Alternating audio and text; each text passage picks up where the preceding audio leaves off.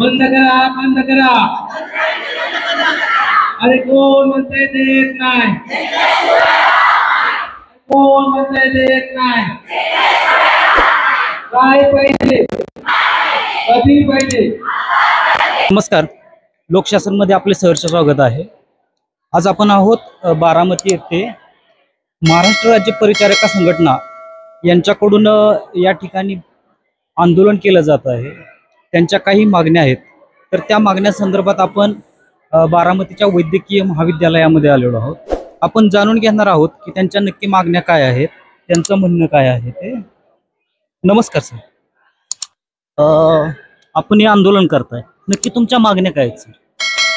ह्या महाराष्ट्र राज्य परिचारिका संघटना शाखा बारामती यांनी जो संप आम्ही हे केलेला आहे, तर त्याच्यामध्ये प्रमुखाने मागण्या आहेत आमच्या की 7वं वेतनासाठी बक्षीस समिती व खुलगा समिती ह्या शासनाने नियमन केल्या होत्या. तर ह्या समिती ज्या नेमल्या होत्या त्यांच्यामध्ये त्यांनी सांगितलं होतं की नर्सेस परत इंचार्जेस जे आहेत, तर हे एक महत्त्वाचा आपल्या आरोग्य सेवेतला महत्त्वाचा घटक आहे. परंतु ह्या समितीने जे वेतन त्रुटीमध्ये हे केलं होतं, तर त्याच्यामध्ये त्यांनी आम्हाला परिचारिकांना पूर्णपणे डावललं गेलेलं आहे. जर आपले देशाचे पंतप्रधान नरेंद्र मोदीजी साहेब म्हणतात की हे नर्सेस हे फ्रंटलाईन वर्कर आहेत, जर तुम्ही आम्हाला कौतुकाची थाप देतात, त्याचप्रमाणे मग आम्हाला ह्या इतर गोष्टींमधनं का तुम्ही आम्हाला वगळलेलं आहे, हा एक आमच्यासाठी महत्त्वाचा हा मुद्दा आहे. त्यानंतर आता सध्या चाललेलं म्हटलं तर महत्त्वाचा मुद्दा म्हणलं कंत्राटीकरण. कंत्राटीकरण कशासाठी? कंत्राटीकरण मागे आम्ही काही अनुभव घेतलेले आहेत की कंत्राटीकरणामध्ये काही गोष्टी म्हणजे इतर शासनिक कर्मचाऱ्याला जे बेनिफिट भेटतात ते कंत्राटी कर्मचाऱ्यांना भेटत नाहीत. त्यामुळे त्यांची होणारी वाताहत आम्ही स्वतःच्या डोळ्याने बघितलेली आहे आणि ती आम्हाला होऊ द्यायची नाही आमच्या परिचारिकांच्या ग्रुपसाठी. म्हणजे यापुढे भले आम्ही फुल टाईम आहे, पण यापुढे जे आहे ना, आमचे जे बंधू असतील किंवा भगिनी असतील, तर त्या फेस होऊ नयेत. आणि जे एक परिचारिका संवर्गाची जी वाताहत होत आहे ती आम्हाला टाळायची आहे. त्यानंतर तिसरा मुद्दा आहे 80-20.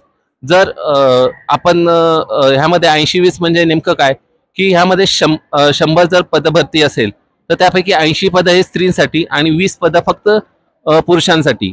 मग असा फरक का?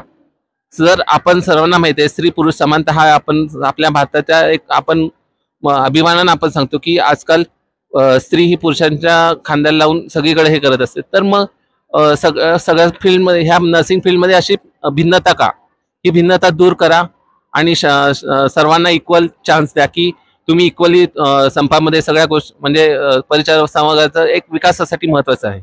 त्यानंतर एक पदनाम बदल.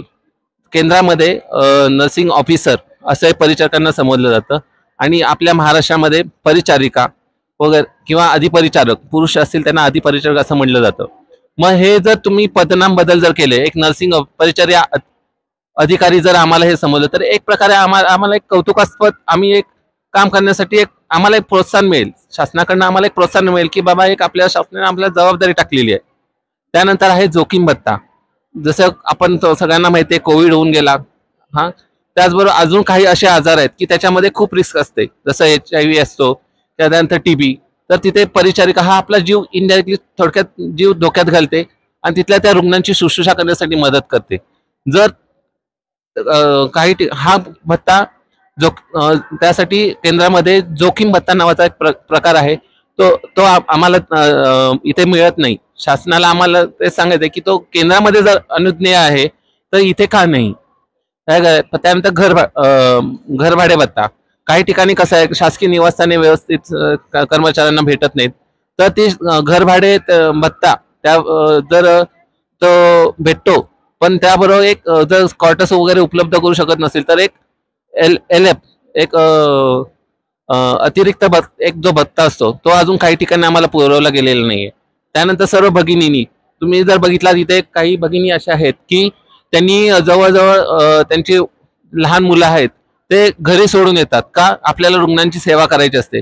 काही जणांना मग ते त्यांचे सहकुटुंब, काही जणांचे कुटुंब दुसरीकडे पण जॉबला वगैरे असतात. मग त्या बाळाचे विकासासाठी म्हणजे बाळाला एक जर इथं पाळणाघर वगैरे जर कार्यालयाच्या परिसरात जर एक पाळणाघर जर उपलब्ध झालं तर ते तिथे बाळाचे एक प्रकार बाळाची ते ड्युटी करत करते बाळाकडे पण लक्ष देऊ शकतात आणि बाळाची पण जी वाढ होते त्यासाठी ह्या गोष्टी पूर्णपणे त्यांना लक्ष पण देता येईल ह्यासाठी अशा आमच्या अनेक गोष्टी आहेत त्यामध्ये.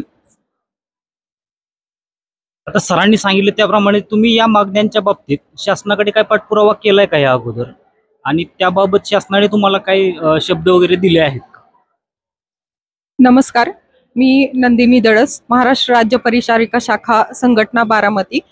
आम्ही या अगोदर म्हणजे हे आंदोलन करण्याच्या अगोदर गेले 1 महिना आम्ही शासनाकडे निवेदन दिलं होतं आणि लक्ष वेधण्यासाठी प्रयत्न केला गेला. आमच्या संघटना जी मुख्यालय लातूर आहे त्यांच्यातर्फे वेळोवेळी निवेदनं दिली. जवळजवळ ह्या ज्या मागण्या आहेत त्या आमच्या नवीन मागण्या नाही आहेत, तर प्रलंबित मागण्या आहेत.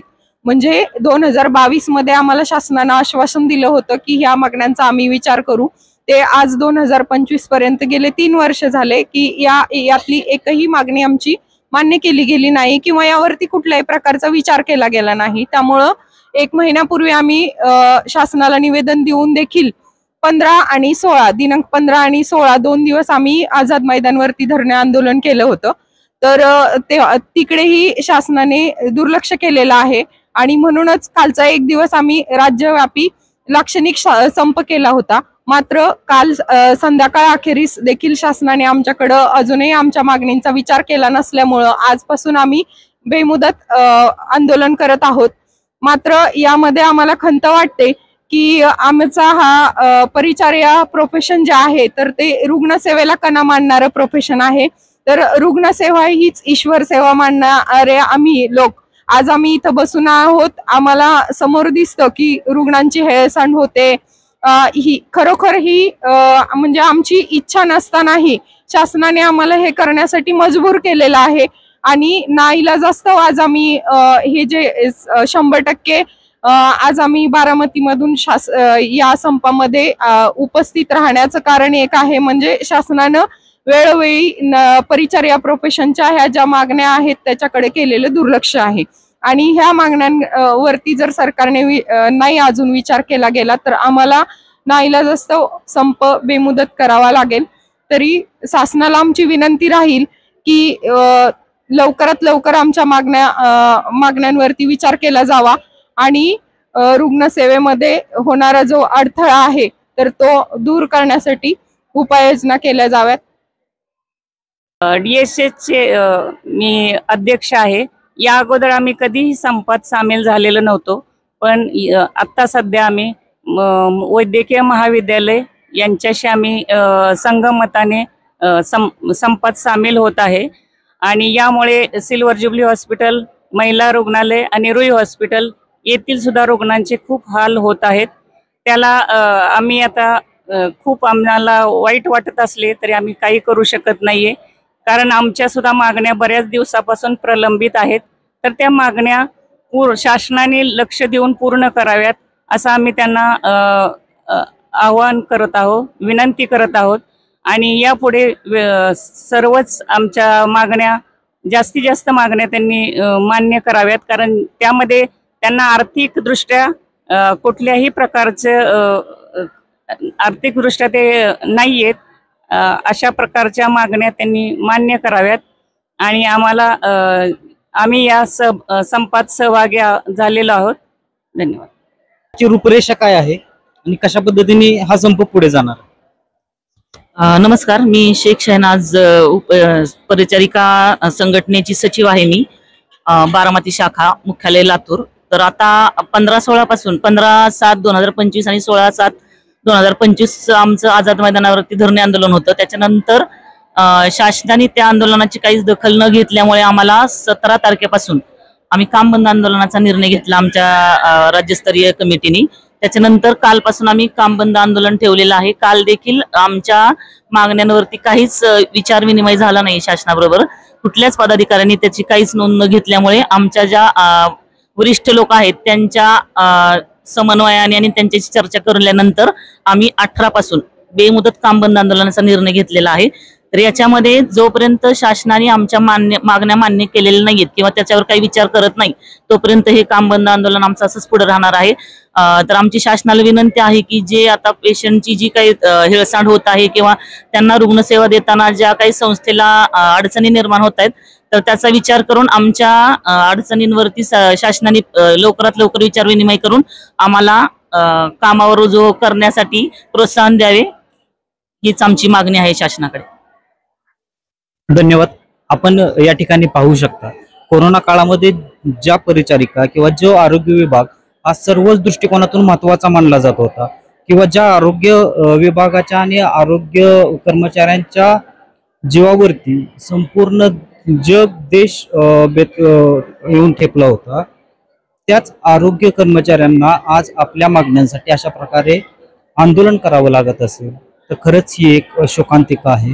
आणि शासनाने या कर्मचाऱ्यांच्या मागण्यांकडे खऱ्या अर्थाने पूर्णपणे लक्ष देणं हे या ठिकाणी आवश्यक आहे. धन्यवाद. मी सत्यजित रणवरे, कॅमेरामॅन गणेश गुप्ते यांच्यासह बारामती.